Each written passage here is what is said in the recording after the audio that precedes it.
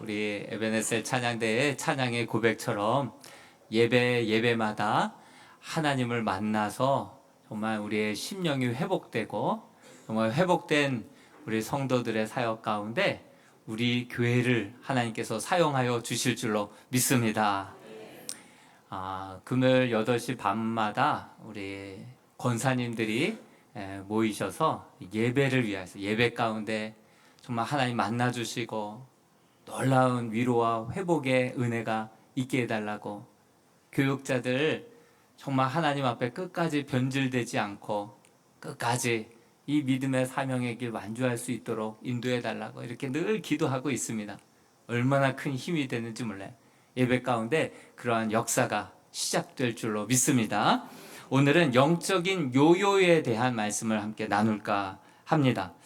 수련회 이후에 교회 학교와 우리 자녀들의 자녀의 부모님들의 마음은 참 자녀들이 너무나도 쉽게 영적인 요요 현상이 온다는 것이 우리 부모님들의 걱정이고 교사 선생님들의 염려 아닐까 싶습니다. 정말 이번 수련회 때만큼은 정말 기도가 쌓여 있고 하나님이 먼저 앞장서 가셔서 그곳에서 일기를 주장하시면서 하나님께서 먼저 가서 기다리셨던 그러한 수련회였어요. 그래서 그 집회 때마다 정말 놀라운 하나님의 은혜와 또 만져주심과 귀한 결단과 눈물과 감동의 시간들이 있었습니다. 그런데 중요한 것은 영적인 요요 현상이 있다는 거예요. 제 아들도 군대에서 지난 주간에 잠깐 휴가차 왔는데 어렵게 길들여진 아침 새벽 기상 시간 흐트러뜨리고 싶지 않다고 6시 되면 일어나겠다고 그렇게 다짐을 하고 저녁에 잠자리에 들더라고요. 근데 7일 동안 하루도 일병인데도 금방 요요 현상이 바로 일어나는 것을 보고 한 주간 들어가서 소식이 없는 거예요. 적응하기가 너무 어려워서 또 전화 통화하면 또 적응이 어려울까 봐 일부러 꼭 참고 전화 안 했다는 거예요. 참 영적인 우리 요요 현상, 은혜 받았고 눈물 흘렸지만 쏘아 어쨌자는 거예요.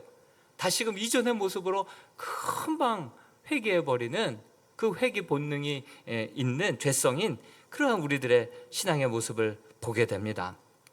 우찌무라 간조 1800년대에 일본에 참 믿는 자와 믿지 않는 자들에게 큰 영향력을 끼쳤고 한국의 목회자들에게 정말 목회자들을 위한 목회자라고 할 정도로 귀한 영향력과 감동을 준 그러한 목사님이 있습니다.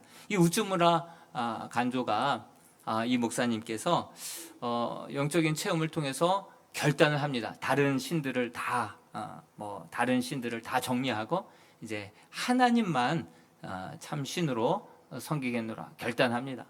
예배를 드리고 이것저것을 끊고 아주 결단을 합니다.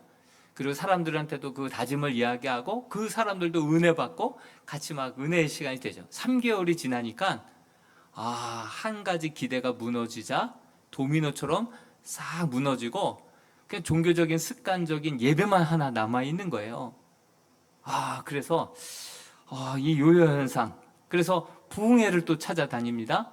부흥회를 통하여서 뜨겁게 눈물도 흘리고 가슴도 뜨거워지고 막 심장도 뛰는데 또 그것도 또 그때뿐인 거예요.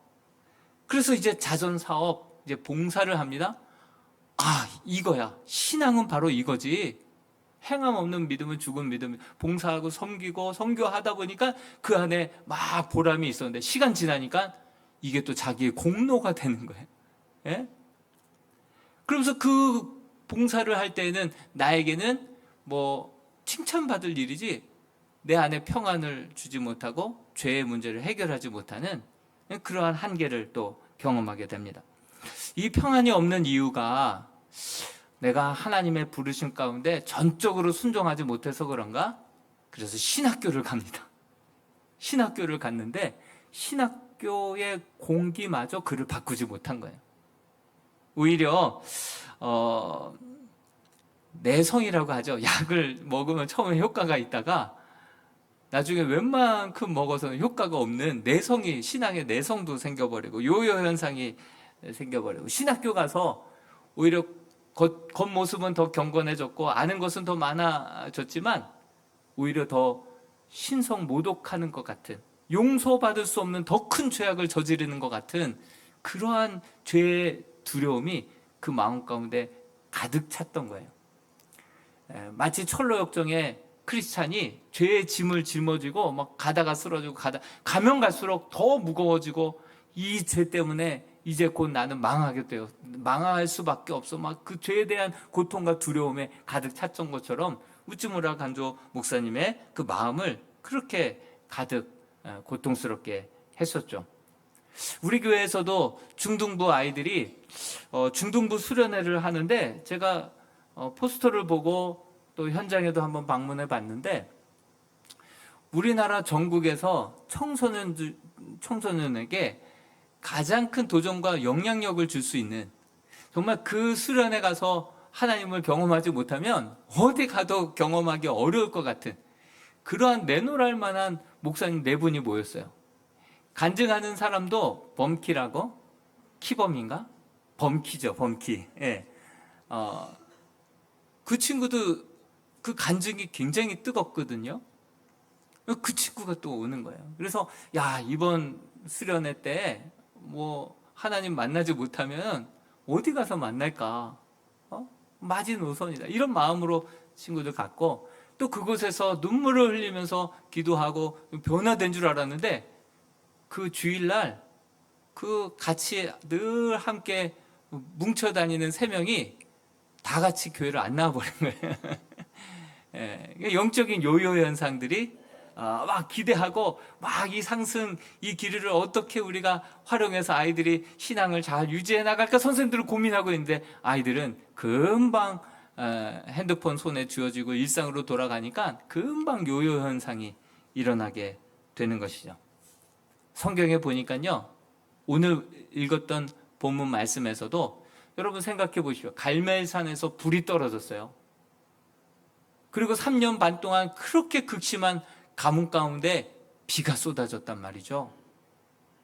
이런 놀라운 체험을 간증을 하고 아합이 조금 바뀌었어요. 그래서 이제는 내려가서 좀 먹고 마시고 쉬시라 하니까 그 엘리야의 말에 순한 양이 되어서 이래라 하면 이러고 저래라 하면 저러고, 이스라엘로 마쳤다고 이제 곧 비가 내리니까 빨리 여기 물 받아야 되니까 빨리 여기 통과해서 이스라엘로 먼저 들어가십시오. 뭐 또 그대로 하죠.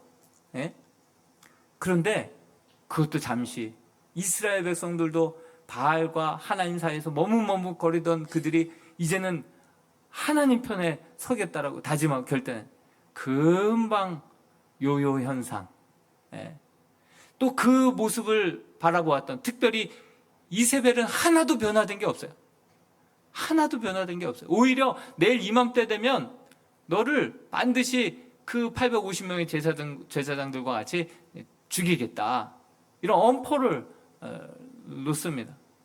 그러자 변화되지 않는 또 요요 현상들을 바라보면서 엘리야가 두렵기도 하고 또 화가 나기도 하고, 그래서 사명의 자리 그냥 다 뒤로 던져버리고, 그리고 브엘세바까지 도망가고 로뎀 나무 아래에 지쳐 쓰러져 그곳에서 차라리 나를 죽여달라고, 나만 혼자 남았다고.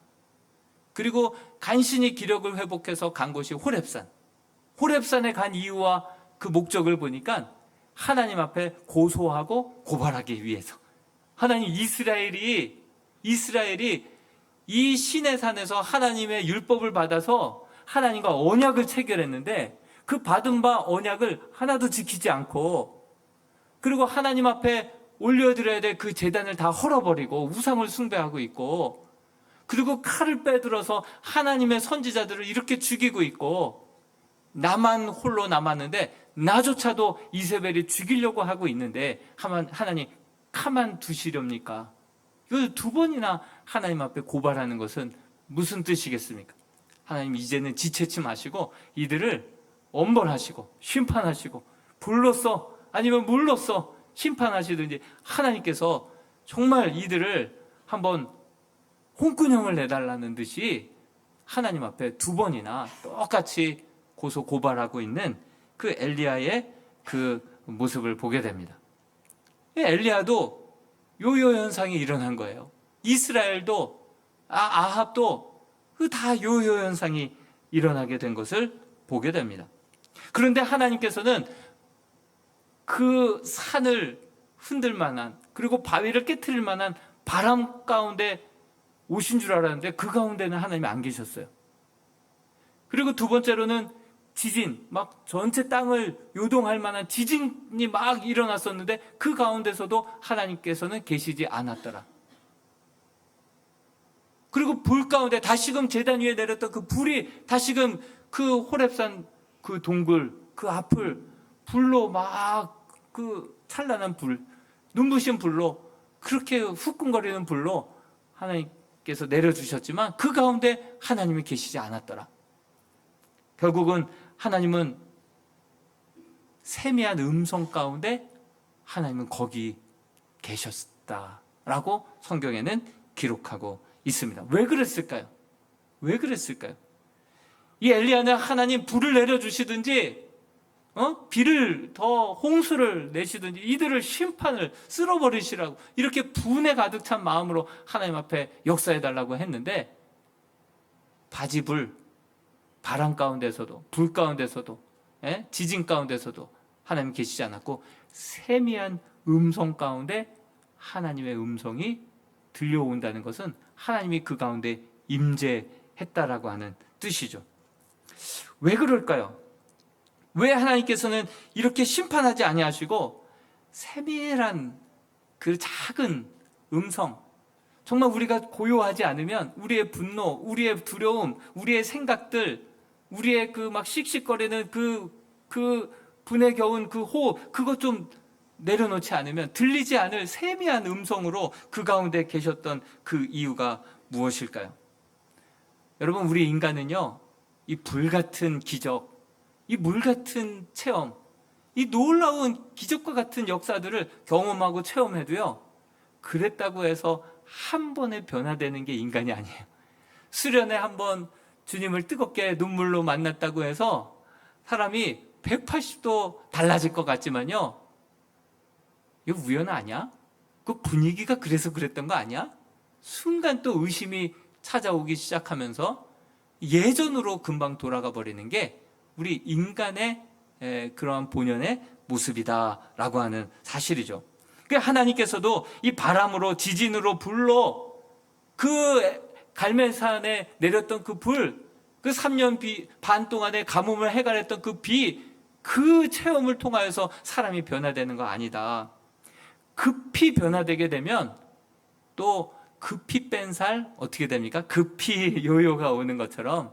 좀 찾아보니까요, 200명 정도가 막 살을 뺀다고 하면 이 한 달 정도는 이제 한 10명 정도가 성공을 하나 봐요. 그런데 그것을 2년까지 유지하는 사람은 200명 중에 1명이라고 해요. 1명. 대부분의 사람은 급히 뺀 살, 급히 다시금 요요가 오게 되어 있는 것이죠. 그것도 그나마 뺀 사람들은 그냥 다이어트 강사, 꼭 해야 될 사람들, 꼭 그 강한 필요성이 있는 사람들만 그나마 유지하지, 그 외에는 다 요요로 돌아간다라고 그렇게 말을 하더라고요. 어제 그저께죠, 우리 교회 세이센 교회에 비전 트립 팀이 교회 금요일 날 방문을 했습니다. 자매 결혼을 2002년도 5월 19일 날 맺었고, 그때 월드컵이 4강 신화를 이뤘던 그 해죠. 그래서 횟수를 따져보면 23년 동안 자매 결혼을 맺은 거예요. 마사하루 목사님과 식사 교제를 나누는 가운데 제가 한 가지 물어봤습니다. 아니, 일본은 우리 대한민국보다 기독교가 430년이나 먼저 그렇게 전달이 됐는데 어떻게 일본 전체의 기독교 인구가 1%도 안 되냐고, 그거를 한번 물어봤습니다. 근데 기독교가 처음 들어왔을 때에는 이 일본 갔다 오신 분들은 그 신도가 그들의 종교잖아요. 신도 그 신사 안에는 8,000개의 신까지도 있어요. 그러니까 뭐 고양이 키우다 고양이 죽으면 고양이 또 신이 되는 거예요.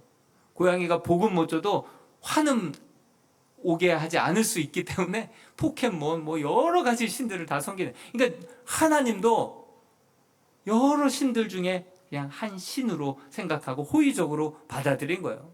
믿고 뭐 하는데 너무 좋은 거예요. 선진 문문까지 오니까 더 좋죠. 그런데 미국 그 제국주의 그런 마음으로 이제 기독교를 좀 더 강압적으로 압박하기 시작하면서 거기에 대한 반발로 교회를 탄압하기 시작하고 신앙을 탄압하기 시작하면서 많은 순교자들이 나오게 되었고, 그 반발심에 지금까지도 그렇게 기독교 인구가 1%도 안 되는 이유가 바로 그것이지 않나, 순간 나는 그런 생각이 들었다, 이런 말씀을 하셨습니다. 그러면서 한 달 전에 저희 청년부가 31명 우리 청년들 함께 오키나와 땅에 비전 트립을 하고 오지 않았습니까? 근데 그 우리 청년들을 통하여서 놀라운 지금까지도 변화들이, 생명의 구원의 역사들이 일어나고 있대요. 근데 그들이 막 전도지를 1200장을 나눠주고 노방전도, 그래서 막 사람들이 변화되고 온 게 아니라 그들이 와서 그냥 함께 언어와 문화가 다르지만 같이 먹고 뭔가 그 안에 있는 것을 막 나눠주려고 하고, 그 환대하는 그 마음들, 그 사랑들, 뭔가 있는 그 열정들, 그 믿음들, 그런 모습이 너무 좋아서 어떤 한 자매는 리더인데 리더의 남편은 교회는 안 나왔었대요. 근데 그들과 함께 초청하는 행사를 통해서 함께 하면서 기독교에 대한 이미지와 생각이 싹 바뀌고 교회 나와서 교회 지금 나오고 있다는 거예요. 구원의 역사가 일어나는 거예요. 그 더운 지역에서 그렇게 전도지 나눠주는 그 열정적인 그 모습을 바라보면서, 또 언어도 다르지만 막 복음을 영어로 뭐 QR코드로 막 설명하는 모습을 보면서 그거 감동받아서 또 온 사람도 있다라고 해요. 여러분, 강압적인 분위기로 불같은 막 여러 가지 두려운 마음을 막 이런 것들을 통해서 사람들이 그때 당시에는 순간 얼어붙은 마음에 뭐 하나님을 찾고 믿는 것 같지만, 진짜 그 마음을 녹이고 정말 우리 하나님과 평생을 동행하게 만드는 마음은 하나님을 사랑하는 마음인 줄로 믿습니다. 여러분, 그 나그네의 그 겨울 두꺼운 옷을 벗기는 것은 그 추운 북풍이 아니라, 매서운 바람이 아니라 더 꽉 졸라매게 만들죠. 따스한 남풍이, 따스한 햇볕이 그의 두꺼운 나그네의 옷을 벗기는 거 아니겠습니까?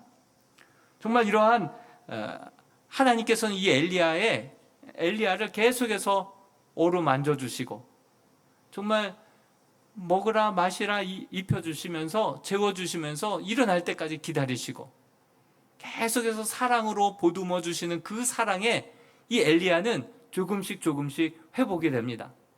물론 호렙산이 그가 있어야 될 자리가 아니고 그가 감당해야 될 장소는 아니지만, 그러나 그는 회복이 됩니다. 근데 자기는 회복이 됐지만, 그러나 이스라엘에 대해서는 막 고발하고 있는 그 엘리야의 모습을 보게 됩니다. 자기는 하나님의 따뜻한 사랑과 위로와 어루만져주시고 기다려주시고 세미한 음성으로 들려주시고, 자기는 그 사랑 안에서 회복되고 있고 회복되는 과정 속에 있으면서 이스라엘에 대해서는 막 분을 내고 하나님께 고발하고 있는 이 엘리야의 모습을 보게 되는 것이죠. 여러분, 그러나 하나님께서는 계속해서 엘리야에게 말씀해주고 있는 내용은 불같은 이 체험이나 이 지진과 이 놀라운 이 큰 압도할 만한 바람이 사람을 온전히 회개하게 하고 믿게 만드는 것이 아니라는 것을 계속해서 우리 엘리야를 통하여서 인내심을 가지고 보여주시고 말씀해주고 계시는 것을 보게 됩니다. 누가복음 16장에 보면 부자와 거지 나사로의 이야기가 나옵니다. 여러분들 아시죠? 부자와 거지 나사로. 부자도 죽고 나사로도 죽습니다. 저와 여러분들도 제가 예언을 은사가 있는 것은 아니지만 예언을 한다면 여기 있는 분들 다 죽습니다. 거지도 부자도 다 죽었습니다. 그래서 결국 이 부자가 음부에 던져집니다. 그 불꽃 가운데 고통 중에 이 부자의 눈과 아브라함의 눈이 마주친 거예요. 그래서 그 아브라함에게 부르짖습니다. 아브라함 품에 있던 그 나사로의 손끝에 물을 한 방울 좀 찍어서 내 혀에 떨어뜨려 달라고. 그래서 내 끝 잠깐이라도 좀 서늘하게 해달라고. 얼마나 고통스러웠는지 그 부탁을 합니다. 그러자 아브라함이 너와 우리 사이에는 큰 구렁텅이가 있어서 네가 올 수도 내가 갈 수도 없다. 이렇게 말하자 그 다음에 또 하나의 청을 합니다. 그러면 그 나사로를 내 형제들 5 형제가 있는데 그 형제들 있는 집에 보내셔서 그렇게 제발 너희들만큼은 이곳에 오지 않게 해달라고 간곡히 부탁을 합니다. 그래서 이번에도 아브라함이 말씀하기를 이미 그 땅에는 모세와 선지자들을 목회자들을 보내주었다. 그들이 사랑과 진리로 너희들을 가르치고 인도할 텐데 그들의 말을 듣지 않는다고 한다면 죽었다가 다시 살아난 그 나사로가 가서 그 꿈 가운데 아니 환상 가운데 그 메시지를 전한다 하더라도 그들은 보아도 들어도 믿지 않을 것이다. 이렇게 얘기합니다. 여러분 죽었다가 살아난 사람이 와서 외쳐도 그 순간은 두려울지 몰라도 금방 꿈이겠지 하고 또 넘어가는 게 우리 인간이라는 거예요. 실제로 제가 아는 전에 집사님이 그 신방을 가면 그냥 늘 가족 구원이에요. 아들이 신앙생활 잘 하지 않고 남편이 신앙생활 하지 않아요. 딸은 잘하는데. 그래서 늘 신방 가면 남편 구원, 아들 핸드폰 너무 거기 빠지지 않게, 그리고 할 수만 있으면 신학을 하게, 이게 기도 제목이었어요. 그런데 어느 날 새벽 말씀을 전하고 있는데 그 남편이 들어온 거예요. 새벽 예배를 나온 거예요. 새벽 예배를. 그래서 이게 무슨 일이지 하고 그 집사님께 전화를 드렸죠. 그랬더니 그분이 프로방스에서 한 식당에 매니저 역할을 하시던 분인데 아주 친하게 지내던 후배가 요리사였는데 그 후배가 갑자기 암에 걸려서 몇 개월 살지 못하고 금방 세상을 떠났다는 거예요. 그래서 그 상실감이 너무나도 큰 상태에서 꿈을 꿨는데 그 동생이 나타나서 형님, 이번엔 형님 차례입니다. 그러는 거예요. 이번엔 형님 차례입니다. 그런 얘기를 듣고 아주 그냥 전율을 느끼면서 잠이 안 오는 거예요. 그래서 새벽에 그냥 교회로 달려오신 거예요. 그래서 새벽 예배를 그 몇 주 동안은 좀 나오시더라고요. 근데 지금까지 나오고 계실까요? 안 나오실까요? 요요 현상이 일어나는 거예요. 예. 죽은 자가 살아나서 꿈에서 외쳤다 하더라도 이제 형님 차례입니다 얘기해도 우리는 그때 잠깐 두렵고 떨리는 마음에 나와서 예배도 드리고 찬송도 부르고 두 손 모아 기도도 한다 하더라도 금방 우리는 요요 현상으로 돌아가 버리는 우리들의 모습을 보게 되죠. 하나님은 아신 거예요. 불같은 체험, 기적과 같은 체험, 환상의 체험, 이런 것들을 줘도 어떤 분은 방언을 받았는데도 불구하고 그 방언을 통해서 하나님의 임재와 체험을 했음에도 불구하고 지금 교회조차도 안 나오는 사람들이 너무나도 많다라고 하는 사실이죠. 여러분, 베드로가 숯불에 구운 그 고기와 그 조찬을 받고선 네가 다른 사람들보다 나를 더 사랑하느냐? 그 사랑에, 그 주님의 그 사랑 앞에 그가 녹아져서 내가 주를 사랑하는 줄 주께서 아시나이다. 다시는 배신하지 않고 다시는 그렇게 주님을 그렇게 떠나지 않는, 차라리 죽을지언정 순교까지 마다하지 않았던 그런 베드로로 바뀌게 된 거 아니겠습니까? 또한 베드로 사도행전 10장에서도 보자기 환상을 통해서 계속 하나님이 설득하시는 거예요. 먹어라. 부정해서 못 먹습니다. 먹어라. 못 먹습니다. 계속 신경이질합니다. 그럼에도 불구하고 하나님이 인내심 가지고 설득하자 그가 설득당하고 고넬료의 집에 가서 그가 구원받고, 그리고 11장에 가서 유대인 그리스도인들에게 하나님께서 이런 일들을 우리에게 허락해 주셨다고 10장의 이야기를 그냥 몇십 절에 걸쳐서 설명을 하면서 다 이해시키고 설명시키고. 그 베드로 성격 아니거든요. 말고에 기를 자르고 막 성격 급하고 다혈질인 사람인데 그 주님의 사랑 때문에 녹아져서 그렇게 복음을 설명하고 있는 베드로의 모습을 보게 됩니다. 여러분, 제가 보기에는 정말 그 환경과 상황을 통하여서 하나님을 한번 만난 것, 이것이 중요한 것이 아니라 정말 우리 마음 가운데 자각이 필요한 거예요. 어떤 자각이 필요하냐? 내가 얼마나 죄인인지, 하나님이 나를 긍휼히 여겨주시지 않고 불러주시지 않고 죄인된 모습 그대로 내버려 두시면 우리는 그대로 지옥 갈 수밖에 없는 존재라는 사실을 우리가 인식하고, 하나님이 사랑과 자비와 용서와 긍휼의 하나님이라고 하는 그 인식, 그 놀라운 하나님에 대한 인식, 나에 대한 인식, 이 인식이 없이는 우리가 아무리 불과 같은 체험을 하고 물과 같은 그러한 경험을 했다 할지라도 우리는 요요 현상 일어날 수밖에 없는 것이죠.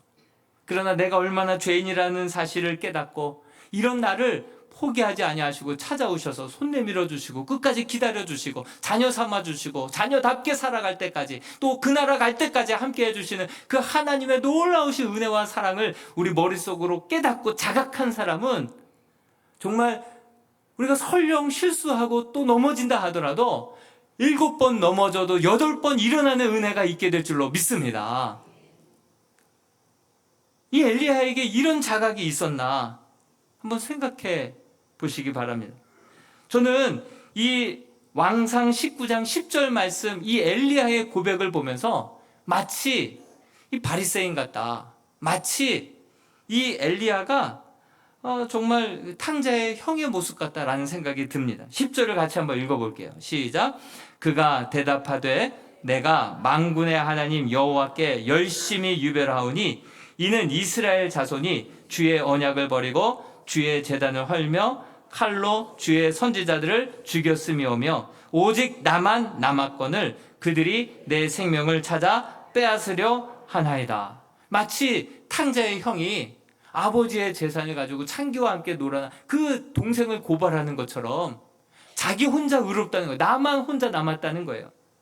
바리새인의 기도가 나는 저들 창기와 저 세리와 같지 않음을 하나님 감사합니다, 다행입니다, 그렇게 고백하고 있는 기도와 똑같다는 거예요. 자기가 얼마나 죄인인지를 자각하지 못하고 있기 때문에 엘리야조차도 이렇게 요요 현상에 더 큰 실족에 한참 동안 정신 못 차리고 이렇게 쓰러져 있는 이 엘리야의 모습, 야고보서에서는 그 엘리야가 성경의 우리와 다르지 않다 말씀하고 있는, 저와 여러분들도 정말 내가 얼마나 죄인지에 대한 자각 없고 예수 그리스도의 그 은혜와 사랑이 얼마나 끝이 없는지를 우리가 자각하지 못한다고 한다면 우리도 얼마든지 언제든지 한순간 저 죄인들을 향하여서 아유 저렇게 총회장이면서 저렇게 죄를 짓는다고 손가락질 하지만, 여러분 내가 그를 비판한다고 나는 죄인이 아닙니까? 착각하고 있는 거예요. 엘리야가 지금 죄에 대한 인식, 하나님에 대한 인식이 없다 보니까 그 엘리야조차도 그렇게 요요 현상이 일어나서 쓰러져 헤매이고 있는 그러한 모습을 보게 됩니다. 여러분 우리는요 한 사람도 예외 없이 그냥 내버려 두면 그냥 죽어 지옥 갈 수밖에 없는 존재인데, 그런 우리를 하나님께서는 내버려 두지 아니하시고 계속해서 믿는 자들을 보내시고 손을 내미시고 은혜의 기회를 주시고 일어날 때까지 기다리시고 우리를 붙잡아서 여기까지 끌고 인도해 주신 분이 우리 하나님이신 줄로 믿습니다. 그런 자각이 없으면 엘리야도 넘어지는 거예요. 아합도 넘어지는 거예요. 그런데 이제 마지막 이 얘기만 하고 마무리하겠습니다. 엘리야에게 주어진 사명 첫 번째가 아람 왕 하사엘을 세우는 거였어요. 아람 왕 하사엘에게 기름을 붓는 거예요. 그때 당시 왕은 베나닷이었어요. 베나닷은 이 아합이 계속해서 공을 들여서 그 화친을 맺었던 그런 왕이 베나닷인데, 이 엘리야에게 이 아람의 나라에 가서 하사엘에게 기름을 부어서 베나닷을 죽이고 하사엘이 왕이 되게 하라, 이렇게 첫 번째 사명을 주신 거예요. 여러분, 아합이 그렇게 공들였는데, 하나님을 그렇게 떠나서 그렇게 공들여서 자기의 뒤를 봐주게 화친을 맺었는데, 하루아침에 그 하사엘이 왕이 되는 순간 그 이스라엘을 공격하는 몽둥이가 되는 거예요. 그러니까 하나님을 떠나서는 한순간 역전이 되는 거예요. 역전. 그렇게 공들였던 그 아람이 이제는 몽둥이가 되고 채찍이 되어서 자기 자신을 공격하는 그런 몽둥이로 하나님이 사용하시는 거예요. 그리고 엘리야를 통하여서 아합에게 경고하십니다. 너가 나봇의 포도원의 주인을 죽였고 그 피가 개들이 핥아 먹었지? 마찬가지로 너와 너의 아내 이세벨이 그렇게 죽임을 당하게 될 것이고, 그리고 그 피를 개들이 다 핥아 먹게 될 것이고, 너의 후손도 마찬가지로 그렇게 다 진멸당하게 될 것이다. 이 예언을 받는 거예요. 이 죄의 삭은 사막이다. 이제 그 죄의 결과가 어떻게, 심판이 자기 가문에 어떻게 이루어질 것을 알게 되는 거예요. 자기는 죽을 수밖에 없는 죄인이구나, 심판을 피할 수 없구나 라는 것을 알게 되자, 그때 이 아합이 어떻게 나옵니까?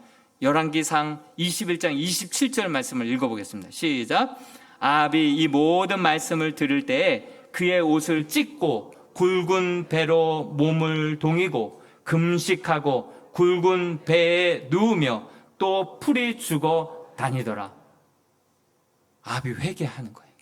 자기가 죽을 수밖에 없는 죄인이구나, 내가 피를 쏟고 그 피를 개들이 핥아 먹을 수밖에 없는 그런 존재가 나의 삶이었구나. 그것을 깨닫고 죄에 대해서 자의식을 하기 시작하고 하나님의 은혜와 자비와 긍휼을 구하기 시작하면서 옷깃을 여미고 정말 가슴을 찢고 회개하며 이제 머리를 푹 숙이고 풀이 죽여 다니는 거예요. 하나님은 그 모습을 보면 벨도 없으신 분이에요.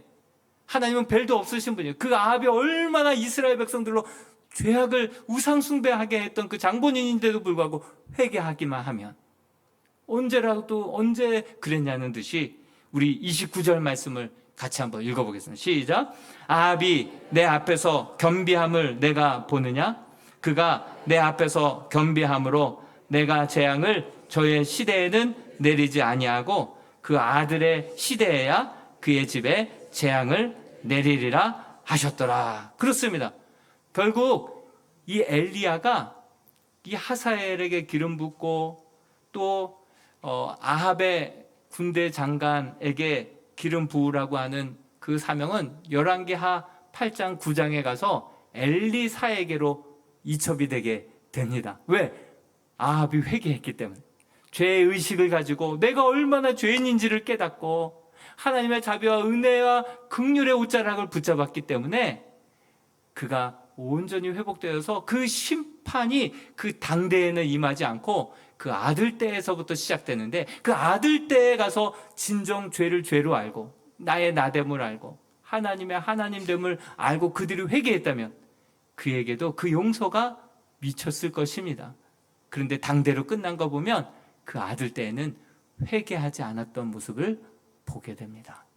여러분, 왜 인생에 엘리야라 하더라도 요요가 오고 이스라엘도 그 불과 그 물과 같은 경험을 체험을 했음에도 불구하고 왜 요요 현상이 일어납니까? 여러분, 진정 내가 어떤 존재이고 하나님이 내버려두면 어떻게 될 수밖에 없다는 사실을 우리가 나의 나됨을 인식하고 하나님의 하나님됨을 온전히 전율이 느낄 정도로 깨닫고, 그렇게 주님이 내 안에 계셔서 세밀한 음성으로 나와 늘 정말 동행하시고 내가 주님께 기도하고 주님의 말씀을 묵상하고 주님의 말씀을 준행하며 살아갈 때 우리의 신앙은 또 실수하고 넘어질 수 있지만 7번 넘어진다면 다시금 8번 일어나서 결국은 승리하는 삶이 되게 될 줄로 믿습니다. 그러한 놀라운 은혜와 축복이 있게 되기를 주님의 이름으로 축원드립니다. 같이 한번 기도했으면 좋겠습니다. 능력의 엘리야라 하더라도 요요 현상이 일어나는 것을 보게 됩니다. 어떤 인간도 예외도 아닙니다. 그렇지만 아합이라 하더라도 죄의 의식을 가지고 스스로 하나님 앞에 겸비하고 진심으로 회개하고 하나님의 은혜의 옷자락을 붙잡게 될 때 그는 놀라운 치유와 회복을 경험했습니다. 하나님, 우리 인생에 우리의 눈을 들어 우리의 눈을 밝혀주셔서 나의 나됨을 깨닫게 하시고 하나님의 하나님 되심을 바라보게 하여 주시옵소서. 그래서 그